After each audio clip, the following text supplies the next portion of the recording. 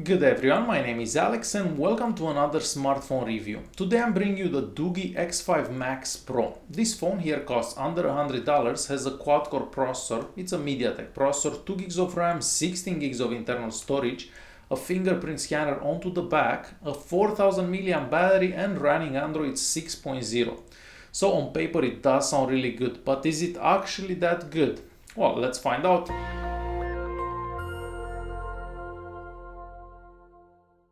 The phone is made out of plastic entirely. The back, the front, the sides, everything on the phone is made out of plastic. And that being said, keep in mind that the screen will get scratched very easily. Now moving on to the back of the phone. So we do have a fingerprint scanner onto the back of the phone and it does work 99% of the time. It's not the fastest fingerprint scanner, however, it does work really well.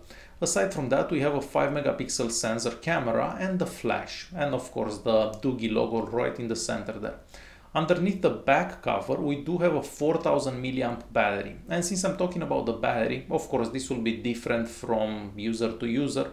You are going to be able to get about 4.5 hours of screen on time. So it is very decent for this type of a device. I mean, a $100 phone that can get like almost 5 hours of screen on time, it's pretty good. Aside from the battery, the phone does take 2 SIM cards and an SD card. So you can install an SD card, and since I'm talking about SD cards, since this phone has Android 6, you can use an SD card as internal storage. So this way you don't have to worry about any internal storage like running out and so on. So you can have basically unlimited internal storage. Well, maybe not unlimited because you can put that big of an SD card, but yeah, the internal storage is not going to be a problem onto this phone. Now the sides of the phone. So on the right hand side of the phone we do have the power button and the volume keys. Even though they look like they're made out of metal, they're in fact made out of plastic, and so is the frame of the phone. So everything on the phone is made out of plastic. On top of the device we just have the 3.5mm audio jack and the charging port. I don't necessarily like where the charging port is sitting. I do prefer when the charging port is sitting at the bottom of the device. However, that's the case with this phone. Now onto the bottom of the device. So we do have what looks like 2 speakers. However, only one of them is a speaker, but the interesting thing is if you do cover the one that is the actual speaker, the sound comes out through the other one. Not as loud, but it still comes out. So you're not going to be able to cover the speaker totally like it happens on most phones. So that's a very good thing to have. And lastly, on the other side of the phone, we don't have anything. So it does look nice and clean. Moving on to the front of the phone. So on the front we do have a 5-inch screen. It's a screen with a resolution of 720p. So for a 5-inch phone, a 720p resolution is not that bad. However, the viewing angles aren't the best. This is to be expected because it's such a cheap phone. The screen is also covered by plastic, so it will scratch very easily. If you go outside with it, you're not going to be able to see anything in direct sunlight because it doesn't get that bright. So keep those things in mind. Aside from that, the screen sensitivity. So we can only touch the screen in 2 places in the same time, and that becomes problematic if you're playing games or anything like that. So the screen sensitivity is not great by any means, and that's the biggest flaw that I see with this phone, the screen sensitivity. So yeah, I didn't like the screen sensitivity at all. Aside from that, on top of the screen there we do have a 5 megapixel camera. It's good enough for selfies, I guess, but we don't have a notification light. On the bottom of the screen we do have the buttons. They do not light up, however, for such a cheap phone it is to be expected. And the buttons do seem to work as they are intended to do so. Now onto the phone's UI. So the UI is fairly simple, it does work really well. I mean, I haven't seen the phone slowing down while I'm scrolling through apps or screens or anything like that. So the UI seems to do just fine. I mean, it's not the most featured filled UI out there, however, it is good enough and it does remind me a bit of stock Android. Now the settings app, it's also very simple, not too many options. I mean, we do have a couple of extra features, if I can call them extra features, like the double tap to wake up. So you can just double tap the screen and the screen wakes up. I think it's a very nice feature to have, and considering the phone is rather cheap, it's pretty decent.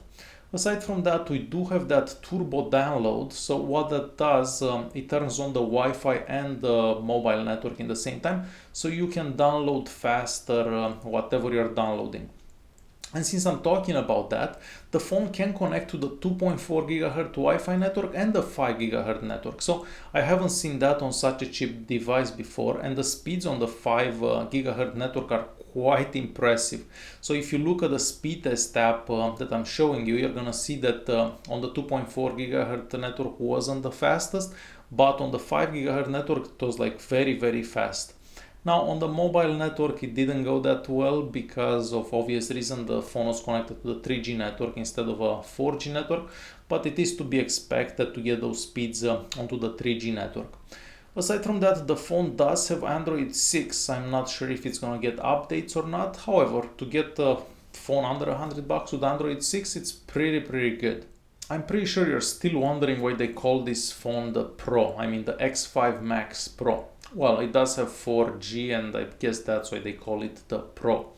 Now, the internal memory speeds aren't the best, but this is to be expected for such a cheap device. Also, the Antutu score is somewhat normal for this type of processor and RAM, and also the Geekbench score is appropriate for this type of phone.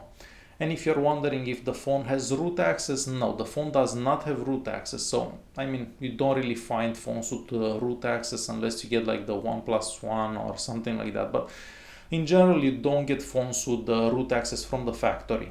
I was very happy to see that the phone's GPS works very good. So if we open the GPS app, the phone does connect to the satellites even inside the house within a few seconds. So yeah, it does work really well. Google Maps also works without any issue onto the phone. So yeah, the GPS and everything related to the GPS works very good. Now, sensors wise, because this is such a cheap device, it doesn't have that many sensors. If we open the sensor app tester, we're going to see that there are a couple of sensors that aren't actually working. So they're just sitting there falsely. So they're not real sensors, but the other ones that are available do seem to work very well. So keep that in mind. It is a cheap phone and we don't get that many sensors. If you're not convinced about how fast and how well the phone works, you can also check out the gaming test that I did earlier today, and I left a link in the video description or the top right corner, so you can see the phone while playing games, and I think it did really well for playing games anyways. On the YouTube app, the maximum resolution, as you'd expect, because the screen resolution it's only 720p, so the maximum resolution on YouTube it's 720p, and yeah, it does work really well. So I haven't seen any videos lagging or anything like that. So for YouTube watching stuff, it does work really well. Now browsing, so I did use Chrome for the time that I used this phone, so Chrome seems to go very well. I mean, you just have to wait a couple of seconds till the pages load, but after that it does seem to go very well. Now the cameras, so we do have a 5 megapixel sensor onto the front and a 5 onto the back. Now, how good are they? Well, let's start with the app. The app looks like any MediaTek app that you've seen. So it is very simple. We don't have that many options. At least we do have the option to focus wherever we want. So you can just press with the finger onto the screen and the camera will focus onto that point. So that is a plus because some of these cheap phones don't have that feature. Aside from that, we don't really have many options. So it is what it is, but it is a very cheap phone, so we can't really expect having a million options. We do have the option to actually take pictures with your voice, so let me just open the camera. Cheese! And the phone just took a picture. Cheese!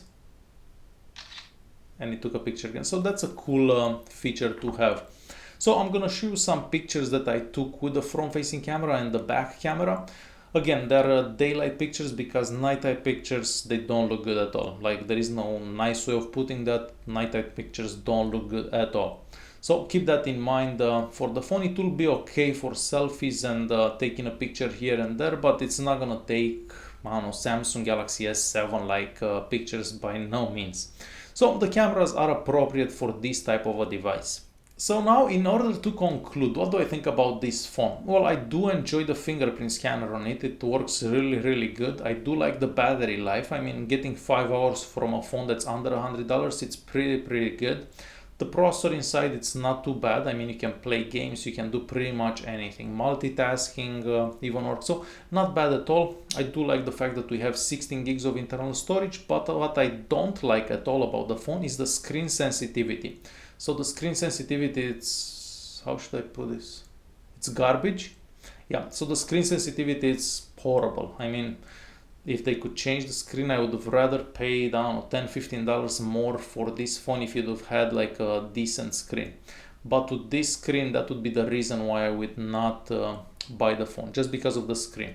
Keep in mind that I use a top-end device. I use a S7 Edge as my day-to-day device, so I'm used to that screen. So that phone is like 10 times more expensive than this one. So take that with a grain of salt, because you may be used to something else and the screen sensitivity may actually be okay for you. But for me personally, it is not, and this phone should have a much better screen. Alright guys, if you do have any questions, please feel free to leave a comment down below. If you did enjoy the video, press the like button then. Don't forget to subscribe, because, you know, if you subscribe, I get more products and then I can make more videos and so on. Thanks for watching, guys.